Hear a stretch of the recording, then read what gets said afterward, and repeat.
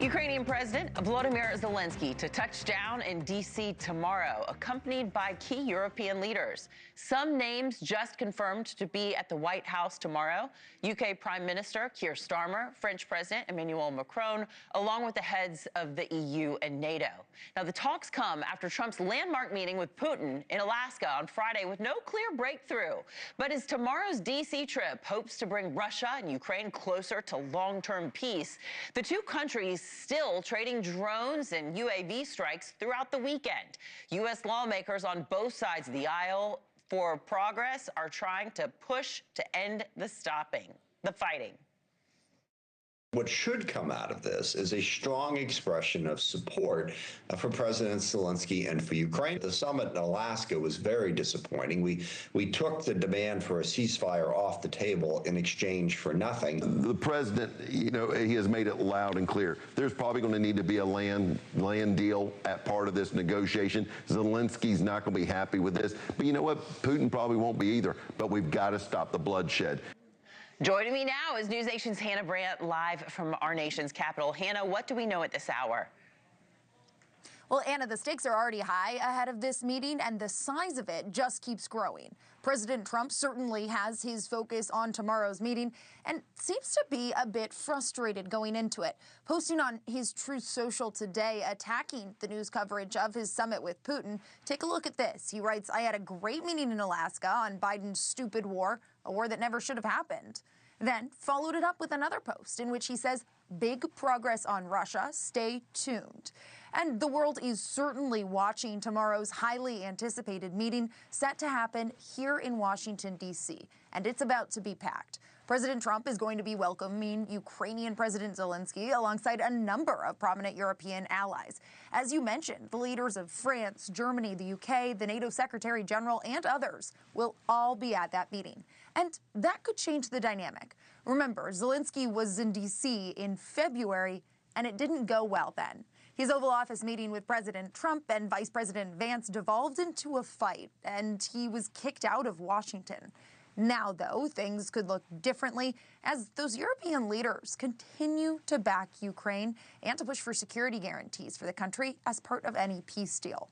Now, earlier this morning, President Zelensky did give remarks alongside the president of the European Commission, where he talked about how significant of a role the U.S. and President Trump are playing in the push for peace. We need the United States on our side, and I think that President Trump shared that we will need peace, but steps to this peace. We need, correct steps to have lasting peace, to stop Putin. It means not to make a pause in this war. Stop and have a lasting peace. Yeah, for all of us. We know that Putin does want to see Ukraine give up massive portions of its territory in order to reach any sort of agreement. But that's been a red line for Ukraine. And take a look at what President Zelensky posted following a virtual meeting that he had with European leaders today. He said, "Everyone agrees that borders must not be changed by force." And he adds that he wants the key issues to be resolved in a trilateral format with Russia, Ukraine, and the U.S. involved. That's something that President Trump has said that he wants to see as well. Zelensky, though, also emphasizing President Trump now seems to be open to security guarantees. That would mean specific protections for Ukraine, potentially enforced by European or American troops. Now, I have to emphasize this is not something President Trump has publicly committed to or shared any details about, but it is clearly top of mind for Zelensky and for European leaders as they head to D.C. for tomorrow's high-stakes summit with President Trump. Anna? Yep, sounds like it's something that's on the negotiating table but has not been agreed to, nothing that the president's committing to. Hannah Brandt, thank you so much for joining us. Great reporting there. And U.S. Special Envoy Steve Witkoff saying that President Trump and Russian President Putin did agree to some key concessions during their meeting. Listen. We agreed to robust security guarantees that I would describe as game-changing. We didn't think that we were anywhere close to agreeing to Article 5 protection from the United States, in legislative enshrinement within the Russian Federation, not to go after any other territory when the peace deal is codified, legislative enshrinement in the Russian Federation not to go after any other European countries and violate their sovereignty. So we agreed to, there was plenty more. All right, we're going to welcome to the show now North Carolina Republican Congressman Brad Knott. He's a member of the House Homeland Security and Judiciary Committees. Congressman, great to see you today. Thank you. Thank you so much. It's good to be here. All right. Well, it was nice to hear from Envoy Witkoff sort of pulling back the curtain here about what was discussed between Trump and Putin and the concessions that he's saying the U.S. was able to get from Putin. What do you make of that? You know, it's interesting. The president campaigned on trying to end this war. And ever since he took office, he's worked feverishly to end this war. And the president worked feverishly before Alaska, during Alaska, and then since Alaska. And for this war to end, the president has said the death must stop, the killing must stop. And some of both sides are going to have to give up things that they're not too fond of. And the president is working hard to make a deal, and that's how deals work. But when Envoy Witkoff is saying Putin has agreed potentially to, not go after more of Europe, not go after more territory, even in Ukraine, I mean, can we trust Putin? Well, the president has been very strategic here. He has been firm with Putin. He has gone after NATO, made them pay more. He has gone after Russia's economic partners, putting tariffs on India. He has secured massive deals with Europe to supply them with energy, replacing Russia. So the president is not just taking Russia at his word. He is strategically maneuvering, countering Russia. And to end this conflict, the president is acting in a point of strength. And that's the key here. We must end the war so that there is not a further escalation. But the president is laying the groundwork from a position of strength, and that's the key here. All right. In the Hill Sunday earlier today on NewsNation, speaking with Democratic Congressman Adam Smith, he says Putin isn't going to end this war unless he gets all of Ukraine. Listen. It makes sense for President Trump to be having these discussions. I mean, to talk with Putin, to talk with Zelensky, to ultimately try to get both of them in the room together. I applaud that effort, but you have to understand what Putin wants out of this. Putin wants all of Ukraine. And he's just trying to play President Trump and buy time to get in a better position to do that. That's the calculation of Putin that has to be changed. So what I want to see is security guarantees for Ukraine. So Congressman Smith thinks that Putin's playing the clock here. And Democratic Senator Chuck Schumer is warning Trump not to, quote, sell out Ukraine. Is he doing that? I mean, would any concession that Ukraine would have to make, is that, rewarding a bully, and that bully being Putin?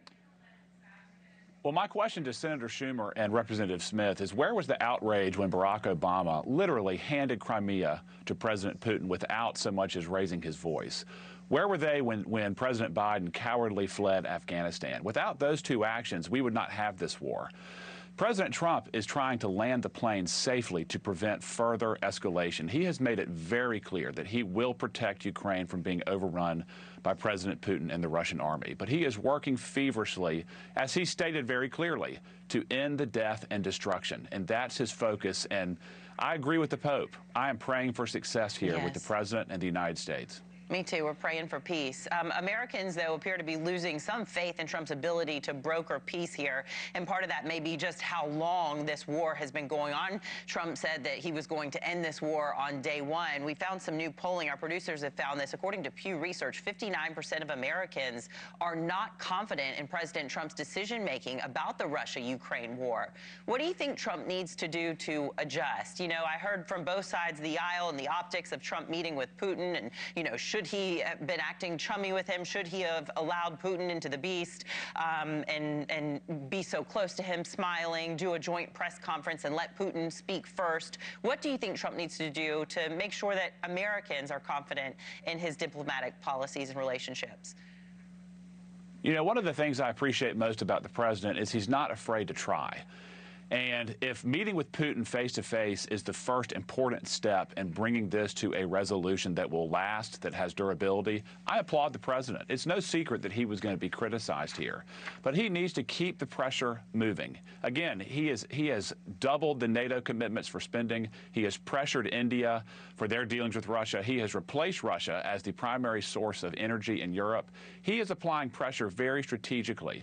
And again, I think if he maintains his posture from a position of strength, we have the most reasons to be optimistic that this war is going to end that we've had in a long, long time.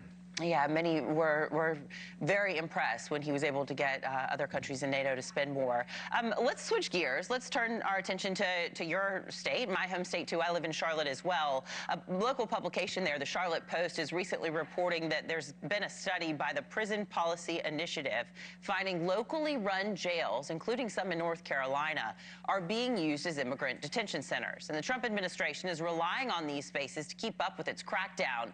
Is that a sign that we could see something like Florida's alligator Alcatraz pop up in the Tar Heel state where we live in North Carolina? Yeah, it's a good question. It's all a matter of capacity, and I believe that we do have spare capacity for the illegal immigrant problem in North Carolina. In North Carolina, we do have a problem with illegal immigrant criminals. We have more illegals in the state of Arizona. And the people all over the state of North Carolina want to get these folks out of the state, especially those who are harming American citizens. And if we do have a capacity problem, I expect the legislature to work with the governor to deal with it. I certainly hope that's the case. The governor has been very hesitant to do so thus far. But if we have enough pressure applied and enough apprehensions, I think that the state will respond accordingly. Again, the main priority here is to remove the most dangerous people wherever they are, North Carolina or otherwise. And the administration is effectively doing that, and states need to work with him to achieve it. And encouraging those living in this country illegally to self-deport as well. This week, California Governor Gavin Newsom speaking at a rally in Los Angeles where more than a dozen Border Patrol agents showed up outside where the governor was speaking. Take a listen. Well, I think it's pretty sick and pathetic. And it just said everything you need to know, the setting that we're under. That they chose the time, manner, and place to send their district director outside right when we're about to have this press conference. Said everything you know about Donald Trump's America. You're a Republican, he's a Democrat. We want to make sure you get to weigh in on this. But this event was actually about redistricting. It wasn't focused on immigration. Immigration is at the heart of what everybody's been talking about in California, though, as well. But what do you make of what happened there and Newsom's comments, too? You know, the only thing that Governor Newsom enjoys more than a TV camera is political power. That is what undergirds everything he does. If it is protecting illegals over Americans, he'll do it. If it's gerrymandering, he'll do it. So I don't take what he says very seriously. He has bent over backwards to become the most radical, one of the most radical, as it relates to open borders and protecting illegal immigrants, regardless of what they have done in the United States. And I think it's shameful because his state is suffering because of it. And I applaud the president for trying to protect Americans in California from illegal immigrant criminals, even if the governor does not want to partake. All right. Thank you so much. Appreciate it. North Carolina Congressman Brad Knott, appreciate you being here. All right. Well, a dangerous